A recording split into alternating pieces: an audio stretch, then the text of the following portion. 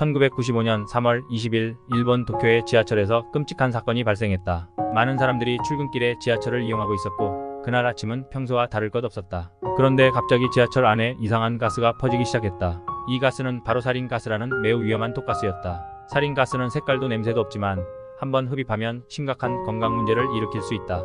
심할 경우 사망에 이를 수도 있다. 이 사건으로 인해 13명이 목숨을 잃었고 6,000명이 넘는 사람들이 다쳤다. 도쿄 지하철에서 발생한 이 사건은 전 세계를 충격에 빠뜨렸다.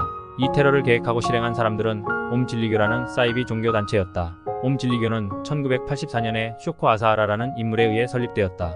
처음에는 요가와 명상을 가르치는 단체로 시작했지만 점점 더 이상한 신념을 퍼뜨리기 시작했다. 아사하라는 자신이 신의 계시를 받았다고 주장하며 세상의 종말이 다가오고 있다고 말했다. 그는 추종자들에게 자신만이 세상을 구원할 수 있다고 믿게 했다. 옴진리교는 시간이 지나면서 점점 더 위험해졌다. 아사하라는 신도들에게 세상이 곧 끝날 것이니 우리가 먼저 공격해야 한다고 가르쳤다. 그는 일본 정부와 사회를 공격하여 혼란을 일으키려 했다.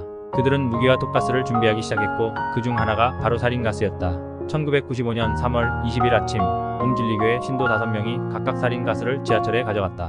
그들은 지하철에 타고 있다가 살인가스가 든 봉투를 터뜨렸다. 가스가 퍼지자 많은 사람들이 숨을 쉴 수 없게 되었고 눈이 따갑고 기침을 하며 쓰러졌다. 사람들은 공포에 휩싸였고 지하철은 혼란에 빠졌다. 이 사건 직후 일본 경찰은 옴진리교에 대한 대대적인 수사를 시작했다. 경찰은 그들의 본부를 수색하며 살인가스를 만드는 데 사용된 화학물질과 무기를 발견했다. 경찰은 교주 쇼코 아사하라와 많은 신도들을 체포했다. 조사를 통해 옴진리교는 단순한 종교단체가 아니라 폭력적인 테러 단체로 밝혀졌다. 아사하라는 재판에서 자신이 신의 명령을 받았다고 주장했지만 법원은 그의 주장을 받아들이지 않았다. 그는 여러 혐의로 사형을 선고받았고 2018년에 사형이 집행되었다. 이 사건 이후 일본 사회는 사이비 종교의 위험성을 경계하게 되었고 법을 강화해 다시는 이런 일이 일어나지 않도록 했다.